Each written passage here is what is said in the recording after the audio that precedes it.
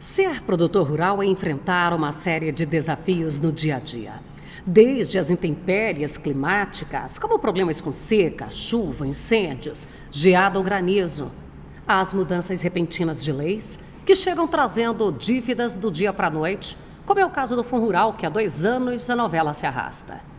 Mesmo diante de todo o rigor das leis e exigências de uma agricultura tropical, o produtor brasileiro, fazendo uso da sustentabilidade através de tecnologias de genética e de manejo, ainda é capaz de produzir anualmente 4 vezes a necessidade da população brasileira. Ou seja, o que se produz aqui em um ano seria suficiente para abastecer todo o Brasil por até 4 anos.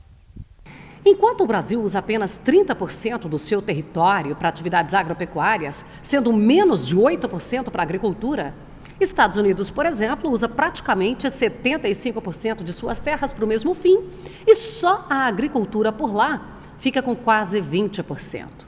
Na Fazenda Condor, no sudoeste goiano, a saída foi investir numa usina de energia fotovoltaica. Ainda esbarrou na burocracia e demora do sistema da concessionária. Hoje o funcionamento já ocorre há pouco mais de um ano. A economia já foi sentida no bolso. 200 a 240 mil reais por ano, o nosso custo de energia elétrica se resumiu em aproximadamente 8 mil, 9 mil reais. Valdecir lembra que do início da atividade para cá, a legislação mudou muito. Exigências que não eram cobradas hoje são regras detalhadas a serem cumpridas. E o produtor rural vem, ao longo dos anos, se adequando a cada uma delas. Com a legislação que veio, a gente logicamente procurou se adaptar e todas as práticas agrícolas ou pecuárias que a gente viesse a fazer, a gente se lembrava da parte da preservação. E foi isso que nós fizemos ao longo do ano. Isso é um processo, isso é uma coisa, às vezes os burocratas acham que a gente muda de uma hora para outra, a natureza ela demora muito para trabalhar, para se recompor, e logicamente demanda muito tempo, muitos anos para se fazer isso. Na pecuária tem outro debate, a emissão de metano feita pelo gado. Os ambientalistas se esquecem de mencionar o sequestro de carbono vindo da pecuária.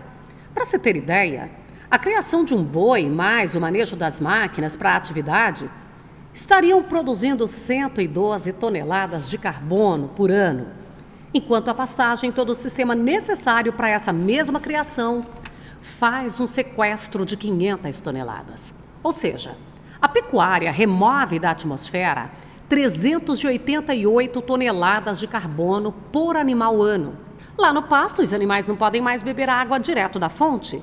Além da exigência de cerca nas áreas de preservação, a água deve ser oferecida em tanques ou bebedouros. Instalamos, depois você pode ver lá, 2 placas de energia solar, colocamos uma manilha dentro da represa, instalamos uma bombinha elétrica e essa bombinha elétrica manda para uma caixa de 20 mil litros de água e a água é distribuída em 2 pastos em que o gado, nós fechamos a represa e o gado não precisa mais ir lá causar dano para a represa, para o meio ambiente. Em tudo tem que ter dinheiro. Não se faz nada hoje sem investimento, né?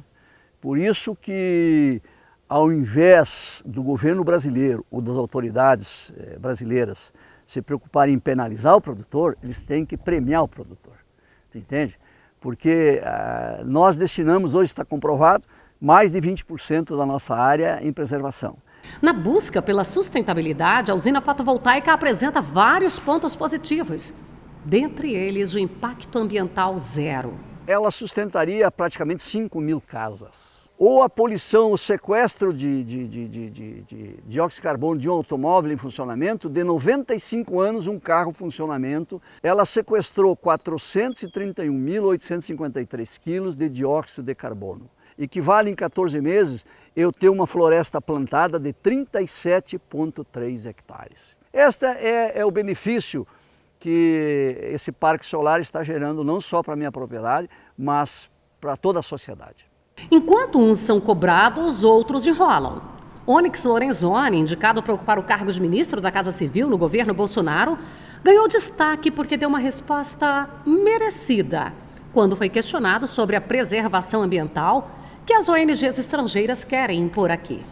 Não dá para vir a ONG da Noruega ou lá da Holanda e vir aqui dizer o que a gente tem que fazer.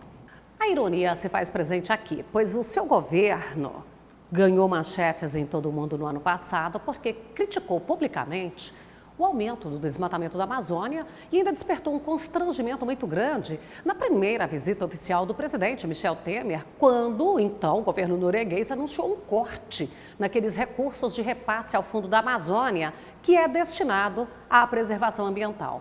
Mas acontece que é nessa mesma Amazônia que a Hidroalunorte, que é uma empresa acusada de contaminação no Pará, acumula mais de 2.000 processos. E essa empresa tem entre um de seus maiores acionistas o governo da Noruega. O maior dos vazamentos ocorreu em 2009, quando foi responsabilizada por um transbordamento de lama tóxica. Na ocasião, o IBAMA aplicou 3 multas que, somadas, chegaram a mais de 17 milhões de reais, quantia que ainda não foi paga. Até hoje não houve nenhuma compensação ou pagamento de multa às famílias atingidas naquela época. E em fevereiro deste ano, um laudo do Instituto Evandro Chagas comprovou que as regiões de Bom Futuro, Vila Nova e Burajuba, também no Pará, registraram altos índices de contaminação com as águas apresentando níveis elevados de alumínio e outras substâncias que são associadas aos rejeitos gerados pela empresa do governo norueguês. Noutra sessão de multas, mais de 150 milhões de reais também não foram pagos ainda.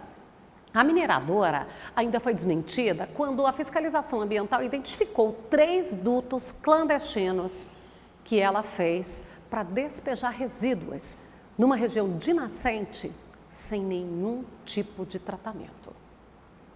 É assim que a Noruega quer ensinar o Brasil a preservação ambiental. A Noruega é um dos 3 países no planeta que ainda caçam baleias. Em território brasileiro, é proibido até a caça de queixadas, animal nativo, que sem predadores e abundância de alimentos tem trazido prejuízos aos produtores rurais, como nessa área, nas proximidades do Parque Nacional das Emas, em Goiás, onde a lavoura de milho ficou totalmente destruída. O Brasil preservou a Europa inteira, territorialmente, toda a União Europeia, com as nossas matas. Mais 5 noruegas. Os noruegueses têm que aprender com os brasileiros, e não a gente aprender com eles. Onyx Lorenzoni tem razão. Os noruegueses precisam aprender com os brasileiros. Então, se alguém diz que soja não mata fome, ou que não é consumidor de carnes, certamente ele consome algum bem ou riqueza gerado a partir dessas produções. Nem que seja nas estradas que cortam o país, ou do seu emprego que tem ligação indireta com a produção ambientalmente correta do produtor rural brasileiro, que tem muito a ensinar em todos os dias.